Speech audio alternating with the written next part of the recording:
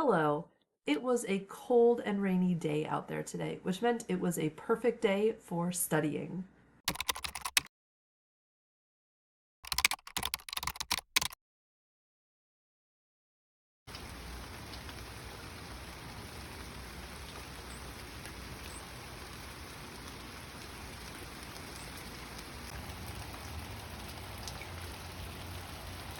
I had a very busy summer and that was packed full of language learning, and I got pretty tired by the end of summer term. For American Sign Language, for example, I was taking two classes. I was working on a project of integrating American Sign Language videos into the textbook that I wrote for my English as a second language class, and also integrating American Sign Language videos into my online portion of my ESL class. Uh, and all of those projects were due pretty much by the end of August. So I spent this summer what felt like was working at breakneck speed.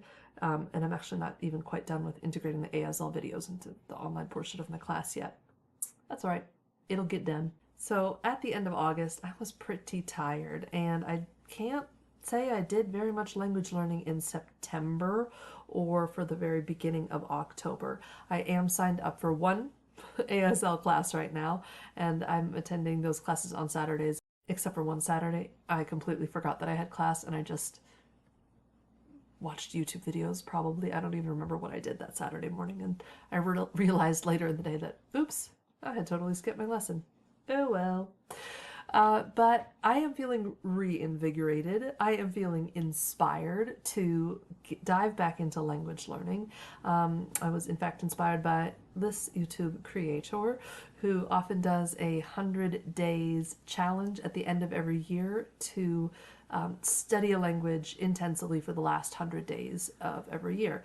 Well, today is October 12th, which means that there's only 80 days left of this year, but whatever. I can still do a 100 days challenge and just continue till January 20th or so.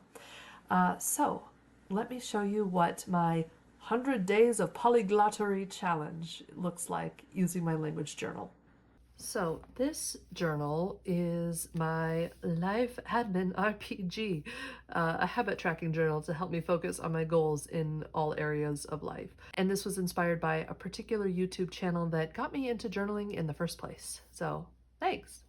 And one of the sections is growth, which right now just consists of language goals. There may be some other goals that come out in the future in my brain, but I haven't thought of any at the moment. So for language goals, I had originally written that my stretch goal was contact with every language every day, and that I would simply celebrate milestones, for example, number of chapters read. I would also celebrate time on task, and my eventual far off goal would be to get to C1 in every language. So this spread over here is my October 2025 language time log and projects. So first, let's look at the time.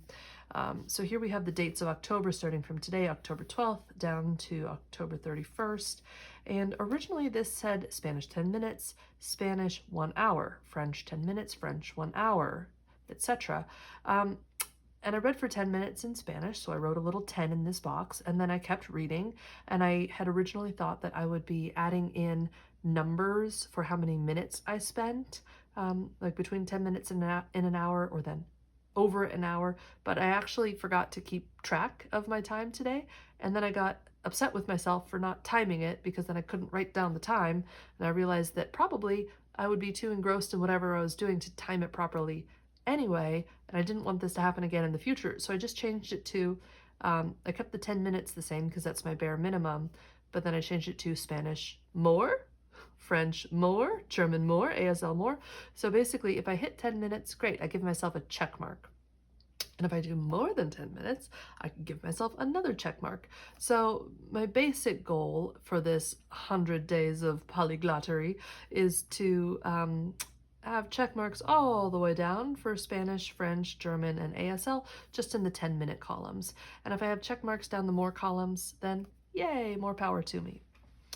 All right, so for the actual projects that I'm doing, my goal for writing these down was that I tend to get very excited by shiny new resources, and I stop with whatever I'm working on and go pick up something else. And I'm trying to not do that, just stick with what I have.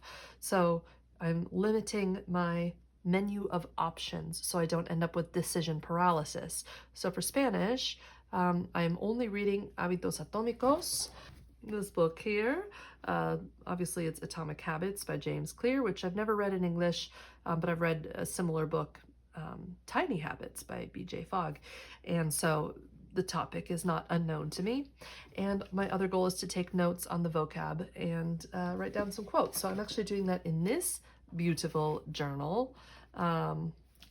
This is my languages reading journal, which so far only has one book in it, Hábitos Atómicos. And how I've set this up is that the page on the left is for words. So I copy words and their context from the book, and the page on the right is for notes and quotes. So these are notes and quotes from the intro and chapter 1, more words, more notes and quotes from chapter 1, and then more words, and I believe more words, and more words. That ended chapter 1. So that is the only thing that I'm doing in Spanish. If I happen to do other things, great, that's awesome, but I'm not going to focus on them. For French, I'm working through the app Babbel in French. For German, I was having a hard time finding something to do that would not quite be active study time, because I don't have space in my brain to actively study ASL, to maintain my French, to read and take active notes in Spanish. That's just too much. So I decided that I would watch some easy German YouTube videos. I've actually never watched any of these, so I am excited to dive in. Well, right before I filmed this video, I watched one episode. So I'll show you on the next page. But first, ASL projects. I'm attending one class through ASL Pinnacle. That's one time a week. That's the Saturday class. I need to do my homework for that class. I'm also studying flashcards that I've made, and the videos that I'm importing into my own ESL, English as a Second Language class. I would like to actually study those ASL videos that are going in there. So then the next page is a Robin McPherson style language tracker or language activity tracker. So I've got reading up here. This is chapters from Hábitos Atómicos. So I've read the intro and chapter 1. And then these boxes represent the rest of the chapters. I also put space in here for the book I'm planning on reading after Hábitos Atómicos, which is the German translation of Malcolm Gladwell's Talking with Strangers, which has a very long title in German. I didn't even write the whole thing out. It's something like Die Kunst nicht miteinander vorbeizureden, or something like that. And I'm not planning on starting that for a very long time. I'm reading roughly a chapter a week in Hábitos Atómicos, so that's going to be like 22 weeks from now. But I expect that this spread will last me a long time, so that's why I put in my next book in there. Then for online things or apps, I've got my homework for my ASL Pinnacle class.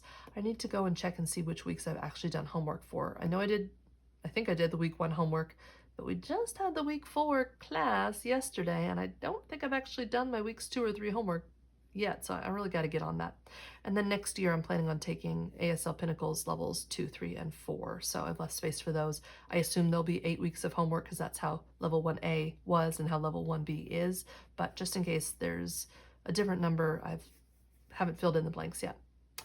I'm working my way through Babbel French. As I said, I decided to start at the beginning with the A1 levels. It was fairly boring because I knew most of the stuff, if not everything already, but now I'm into A2, and it's all right. I'm learning a few new words, and it's nice having just something easy and simple to go to. So I finished up through lesson 5.1, so I've got lesson 5.2, 5.3, and then the review lesson for Unit 5 before diving into Unit 6, and I'll go through all of the Babbel lessons. For Easy German, like I said right before I filmed this, I watched one Easy German video. I thought I might start with the A1 playlist, but it was very easy and very boring. So I went to the A2 playlist, watched the first video. That was great. The second video queued up in the playlist, though, I realized was not easy German, but easy slow German, or very easy German. I forget what they call those videos where they speak very slowly, and I need to skip those. So these numbers won't necessarily correspond with the number of the video as it's in the playlist. It'll just be whatever the next video is that I watch. I'll just cross off number 2 or color in number 2. There's 237 videos in the Easy German YouTube A2 level playlist. I'm only committing to watching 60 of those. And then we'll see what I do for the other 40 days of this 100 Days of Polyglottery challenge. The other thing that I would like to figure out a language activity tracker box for is for studying flashcards, for ASL specifically. So that there's room down here for studying ASL flashcards, but I'm not sure yet how exactly I want to set that up, because should I do it for every 50 flashcards that I make, I color in a box? Is it for every 50 flashcards that I graduate from my system that I color in a box? Or for every day that I study flashcards, I color in a box? I'm not sure yet exactly the best way to track that visually. Well, that's the plan. I hope I can stick with it. Again, it's only 40 minutes a day, so hopefully it's not aiming too high. These seem like reasonable goals, and I will definitely provide some check-in videos as we go along the way. Thank you for watching, and happy language learning.